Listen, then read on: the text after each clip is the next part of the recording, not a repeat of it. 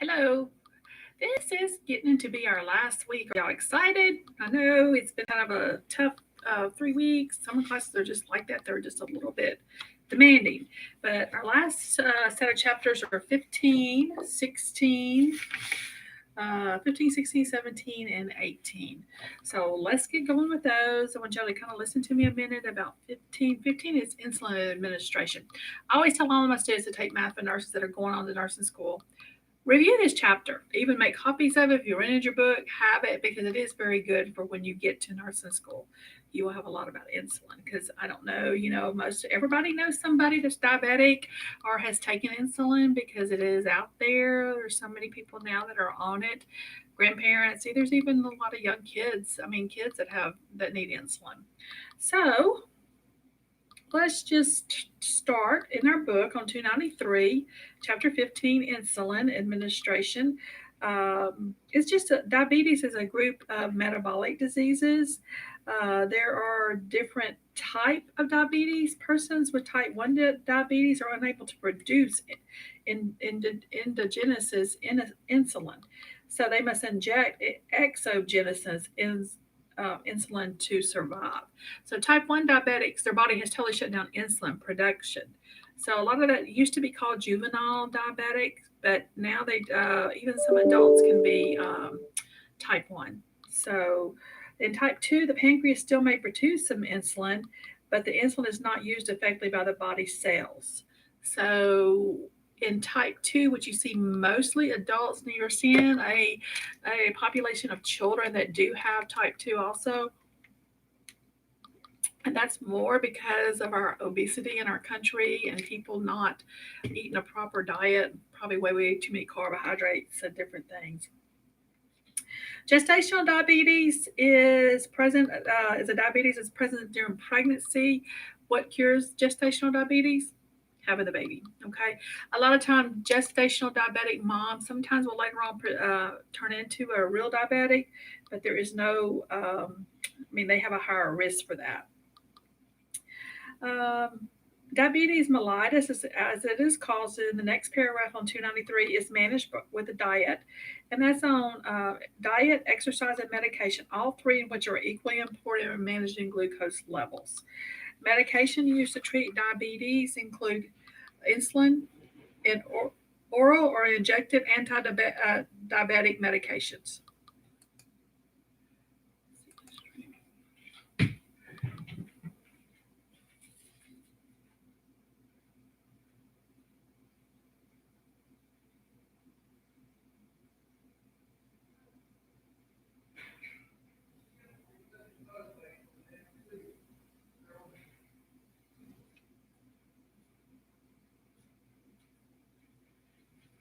All right. Come back and get the.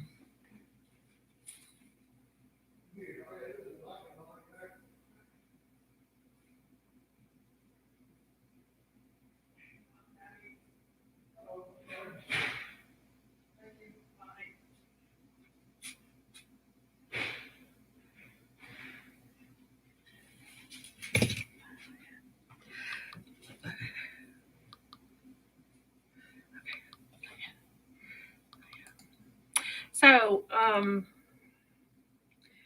the table in 15.1 on 294 shows oral and injected anti-diabetic medications. So just kind of familiarize yourself with that. Insulin is a hormone responsible for allowing the body to utilize and store glucose. It was discovered in 1921 by some Canadian scientists. In the early days, insulin was produced from beef and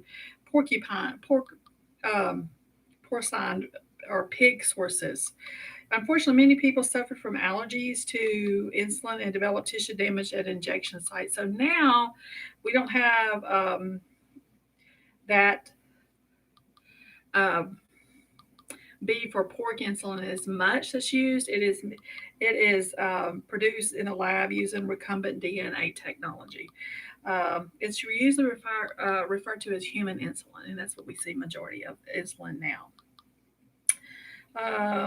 The amount of insulin that an individual with diabetes needs depends on numerous factors, the type of diabetes, the presence of other disease or illnesses, the individual's body weight, the total daily dose of insulin to maintain normal or near blood glucose levels varies greatly from person to person. And as you know, it varies from diet to diet. A lot of people that are diabetic, type 2 diabetics or whatever, they really adhere to a strict diet. But if you get off that strict diet, you're going to need more insulin. Children or with type 1 or what used to be called juvenile diabetics, they will always have to have insulin no matter what they eat. Because they do not produce any. Um, so just know that today most insulin comes from recombinant DNA technology. It's called Humulin insulin. Um, Insulin is a medicine that has we need to know too this as nurses that it has onset, peak, and duration of action. You will have lots of this when you get to nursing school because when you give an insulin shot, you need to know what the onset is, what the peak is, and what the duration. Like our chart 15.2, rapid acting insulin Novolog 10 to 20 minutes. It will peak in 1 to 3, and duration is 3 to 5.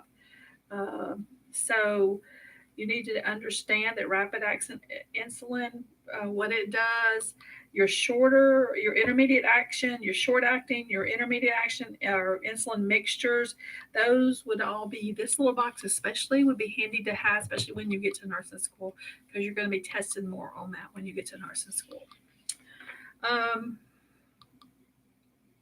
The Naloxone 296 managing hypoglycemia, usually below 70 in adults and children, babies, infants. I think they say below 45 on an infant.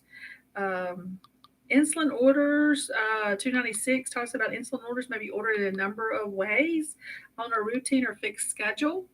To be given before a meal, to be given after a meal, used as a correction dose. And what that means is like you take a patient's blood sugar and it's 300. Well, that's too high. So you're going to give it probably to bring that down. Use as a sliding scale. Sliding scales are usually wrote.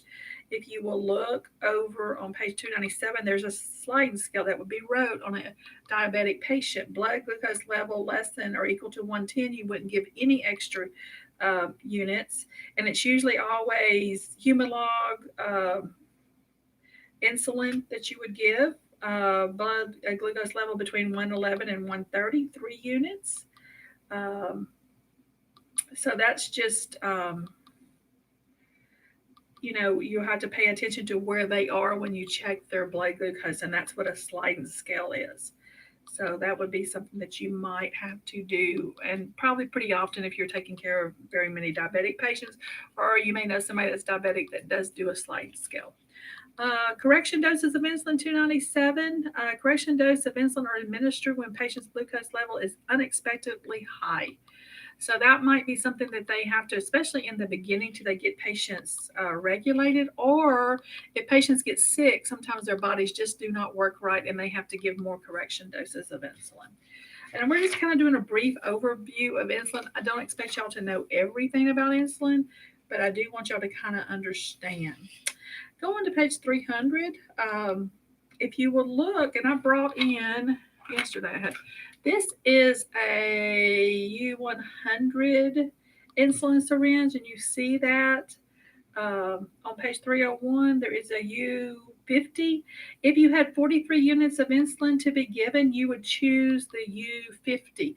You try to make the insulin kind of fit in the proper syringe because insulin is one of those medications you always, always, always double check, triple check, and you have another nurse check behind you because you give too much, you can kill a patient. Or if you don't give enough, their blood sugar goes too high, you can kill a patient. So be sure that you know what you're giving. You have somebody else check it. This is Lantus. This is type of insulin. This is just not like, hey, I'm giving 30 of Lantus and nobody checks the order. No. You have to start and you have to check the order and be sure that you're giving the right stuff because it is a very serious drug, okay? So you always in nursing, you need to have somebody double check behind your insulin. So just kind of read through that. Guidelines for removing from insulin are down there. Just read that. because sometimes you have to mix insulin. Like you'll have two types of insulin. You'll have to mix it, so you have to know how to draw out of it. You will get practice with that as you um, come along, and there is on page 305. It shows you how to mix insulin. NPH is a cloudy insulin. Regular insulin is a clear, and it shows you to inject into cloudy, inject air. You inject air into cloudy. You inject air into regular. Then you draw from regular, and then you're going to draw from cloudy. So it's always clear. Draw first. Um, Clear to cloudy. So you're going clear, clear, and then cloudy. So, but that just shows you how. So you can see you're injecting air first into the NPH. And if you don't inject, and this is on page 305, right here down at the bottom. Can you see? Right here's what we're talking about. Okay. 305, when you see that little purple, that is a cloudy insulin. I don't have NPH in here, but it would be like a milky looking substance. It wouldn't look clear like this right here. Okay. So it's a cloudy. So you would inject your air into cloudy. You would inject your air into regular, leave your syringe in the regular, and then pull out your regular, which would be the short acting insulin. And then you're going to pull out your NPH. And if you did not go back over to the NPH, if you did not have the air already in the NPH, then you have to have that air for that syringe, that vial to work. So just know, you may have a test question. You always draw clear, you draw first, and then cloudy. So clear to cloudy. And you will be reviewed on this in nursing school too, I promise. Because insulin, you do a lot with insulin in nursing school. Because so many of our patients are diabetics. So that's the one thing that I want y'all to know. Go on to 312, the key points. NPH insulin may be mixed with a rapid acting and a regular insulin. Care must be taken to avoiding cross contaminate the vials of insulin, as this may alter the onset, peak, and duration of action. That's why we always have this rule that we draw clear to cloudy. Okay. If you had somebody with severely low hypoglycemic, severe, you would probably give like 25 mils of 50% dextrose. Dextrose is like a sugar water. Usually in regular IVs, we have 5%. 5% or 10%. So if somebody really, really is low in their glucose, you would give 25 mils of 50% dextrose over 1 to 3 minutes. So 25 mils, I don't even have, this syringe right here is 10. So you would give 2.5 times the syringe, and there are bigger syringes that you would give that, and that would be over 1 to 3.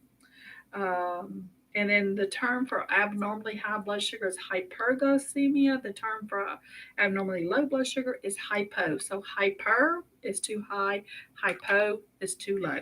So basically your chapter 15, 15 is just some answers that you should be able to answer right from the book. I pretty much went over kind of what the test is going to be. Like I just kind of hit the high points. I will be sure you have enough time on those tests to go back and look through your book as you go. So just be sure that you do your homework, and let me look at that, and then we'll move on to the chapter test. That's how you need to do that, okay? All right. Chapter 16, heparin. Heparin is another one of those drugs that we do use a lot. Heparin is used to lower the patient's ability to make blood clots. There is those glossary terms. I want you to pay attention to that. The one thing when we talk about heparin, they talk about a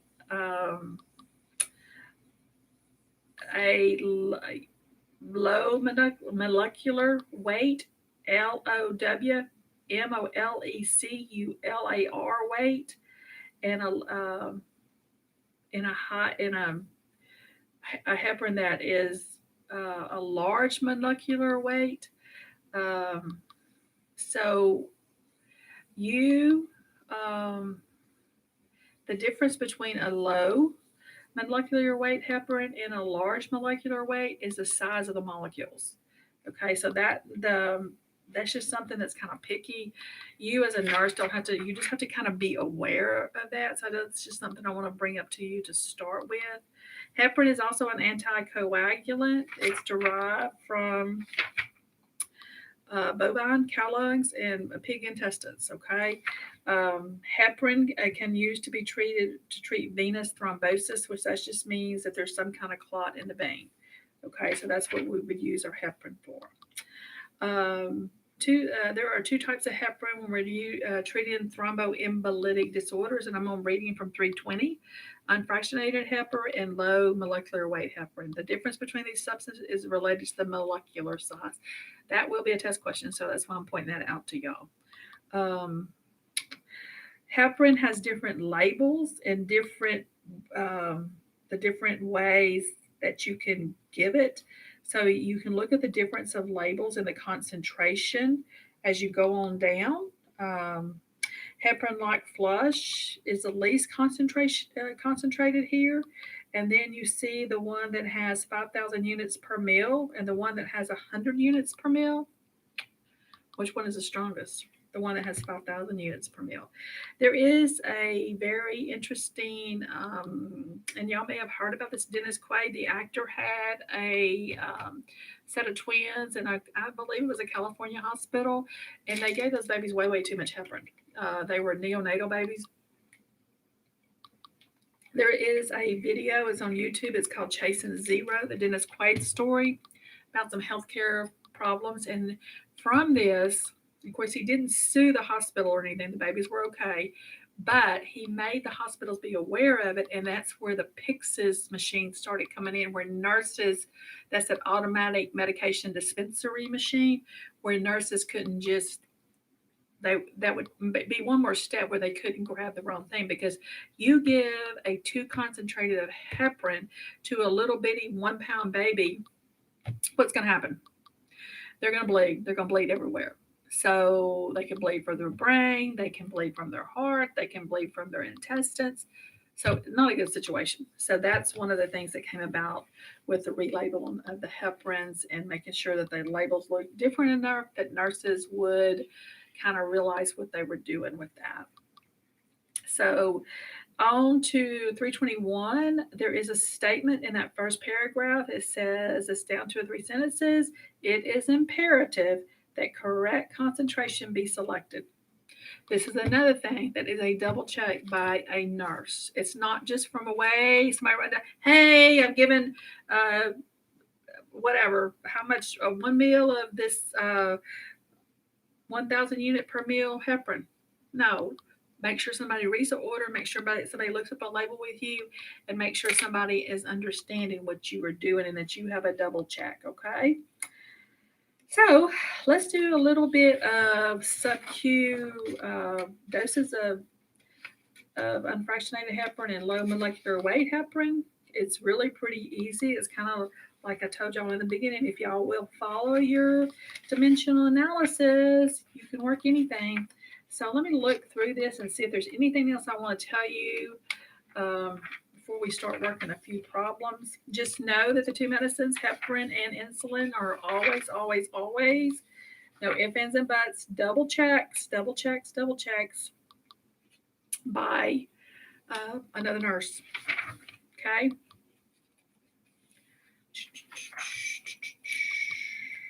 Be sure that you review the key points on 334. Let's kind of go through some problems. So a provider orders unfractionated heparin 5,000 units sub-Q every 12 hours. The pharmacy provides a 10 milliliter vial of unfractionated heparin with a concentration of 5,000 units per mil. How many mils per dose should the nurse draw into the syringe round to the nearest hundredth of a mil? Now, when you're using a syringe like this, you can do hundreds. So you would use like a TB syringe. It's a syringe that looks something like this, but it would look, you could use round to the nearest hundredth. Okay, so these little thin syringe, these are actually insulin syringe because they're orange top, but there is something called a TB syringe that looks something like this that wouldn't have the orange top. Okay, so we know that we have 1 ml to 5,000 units because how do we know that? Because our problem tells us that. Okay.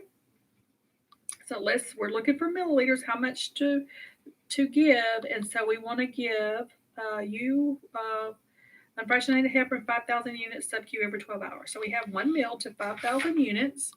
And then if you turn to 322 times 5,000 units, so once we multiply all that out, how much we going to give? 1 ml. So this whole syringe right here, let's just say it's 1 ml. You would go to your nurse friend, hey, I'm fixing to give 5,000 units of unfractionated heparin. You would have your bottle, show. Actually, it is better to draw it up in front of them. You've already checked the order with this nurse. This is how you would do it, okay? Don't just say, hey, I'm giving this heparin. No, because you're liable to make a mistake by doing it that way. Just don't do it that way. Okay, so those are pretty easy. Let me go on and look at all of them are pretty much just worked by, let's look at example 4. A provider orders, this is on 322, enoxaparin 1 milligram per kg sub-Q every 12 hours. So we're going to look at this per weight now. The patient weighs 70 kg. The pharmacy provides it enoxaparin in a 3 ml vial containing 300 milligrams. How many mils of the medicine per dose should the nurse draw into the syringe, round to the nearest 100th of a mil? So pay attention to what it's telling us to round to. So we need to set up the equation. We know we have 3 mils to 300 milligrams, and we are looking for mils, right? That's one of our sentences. So 3 mils to 300 milligrams is total the problem.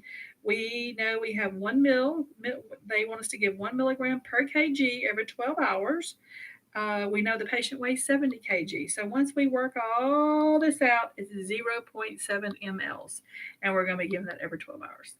Okay? Not hard. Y'all just pay attention to your book and go through that. Okay? Let's see. Let me see. There was something about the time that I kind of want to go through with y'all. Let me see.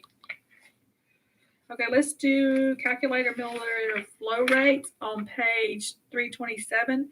There's an order, example 1, a provider orders continuous heparin infusion to begin 15 units per kg per hour.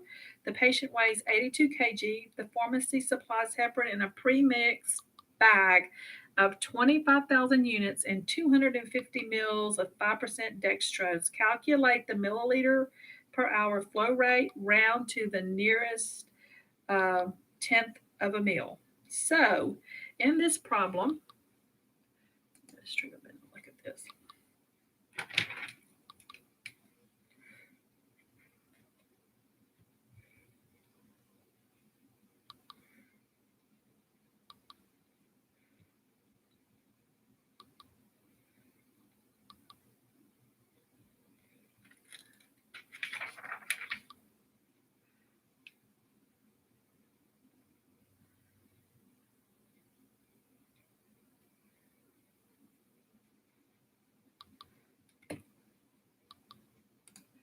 So in this problem, we know that we're going to be looking for milliliters per hour because that's what our problem is asking us, right? Calculate the milliliters hour per flow rate. So round the answer to the nearest 10th of a mil. So we know we want to do it to the 10th. So we have 250 mils to 25,000 units, and that's what is written first. So then before we turn the page, what are we going to use next? Be looking.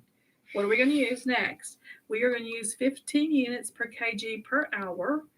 And then we're going to use the 82 kgs. And then once we work all of that out, everything gets worked out, we have 12.3 milliliters per hour is how we're going to run that. All right. Not very hard, right? Still dimensional analysis. That's why I told y'all in the beginning, you need to stay with me on dimensional analysis because it will help you as we go through this. Okay, so those are all pretty much the same. So let's see if we change. Calculating units per hour on the flow rate, 329.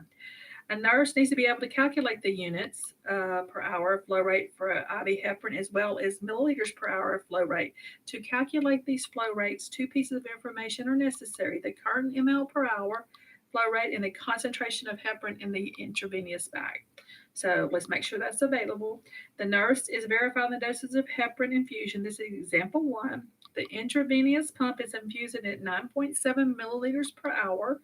The intravenous bag hanging has 40,000 units of heparin and 500 mils. So we have our two things. We have the milliliters per hour and the concentration of heparin and 500 mils of D5W. Calculate the units per hour flow rate round to the nearest whole unit. So we are to calculate the units per hour. So we're starting with units per hour. So we're going to start with 40,000 units per 500 mils. And then we're going to go to 9.7 mils per hour. And then we're going to work all of that out. It's going to give us 776 units per hour because it says round to the nearest whole unit. Okay, that's what we're getting in that bag. So pretty simple if you use dimensional analysis and you think about what you're doing. All righty. Let's go to, this will be number 9 on your homework. Adjusting heparin flow rates on 330.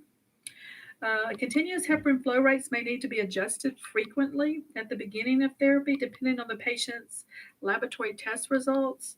Before changing the flow rate, determine whether the IV pump is infusing heparin units per hour or milliliters per hour. And that's just something you're going to have to look at your pump.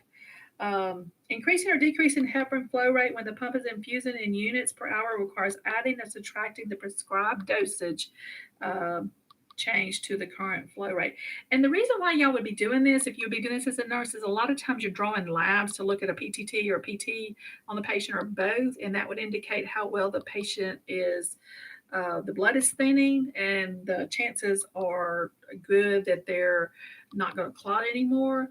So if you get that where the blood gets too thin, then you may have to start decreasing it because you don't want to just thin the blood to the point the patient's going to start bleeding everywhere. So that's why you would do these decreases, okay? And sometimes you do an increase. But let's just look at example one. A patient has continuous heparin infusion at 800 units per hour. According to the hospital protocol, and this is in protocol, a lot of your hospitals will have, the infusion should be increased 100 units per hour. The intravenous pump should be programmed to what new flow rate? So you would start at a lower, and they gradually are going to have you build up the flow rate or the units per hour. And this one that says to increase 100 units per hour. And the reason why they do this is because you don't start at the max dose. You want to see where you can get the patient therapeutic before you go to the max dose. Does that make sense? Because you don't want to cause patient to bleed out in the process of trying to thin their blood too much. So the current flow rate is 800 units per hour. Prescribed increase is 100 units per hour. The new flow rate is 900 units per hour. Is that hard? I don't think so. So let's just know that. So look at number 10. It's a little different. I mean, I'm not number 10, number 331. Number 3 is an example. Our homework kind of number 10 is kind of just like this. A patient has continuous heparin infusion at 12.3 milliliters per hour. According to the hospital heparin protocol, the heparin infusion should be increased by 200 units per hour. The current heparin bag hanging is 25,000 units and 500 mils. The intravenous pump should be programmed to what new flow rate, round to the nearest. So we're looking for milliliters per hour rate increase. So we're going to start with the 500 mLs per 25,000 times 200 units per hour. So that's going to be our increase. So we have 500 mils times 200, 25,000 times 1 hour equals 4 milliliters an hour rate increase. So add the prescribed rate to the current flow rate. So we have a 12.3 milliliters per hour, which comes where? Out of the problem. And then we're going to increase it by 4 milliliters, give us 16.3. All right, so just pay attention to what your problems are asking you, and I think you're going to do great. By this point, I have found many of these math students, you'll have it. Y'all kind of are getting there with it. I'm going to put up another video for 17 and 18. It's just brief what I did kind of in the spring when we had to kind of go all online. So I'm going to put that up. If anybody has any trouble following me on any of that, and once you have done it this far, I think that you're going to be doing great. I will be talking to y'all one-on-one if you're still struggling. So just know that I'm still available and we're going to get through this and y'all are going to all do fantastic. So talk to you later.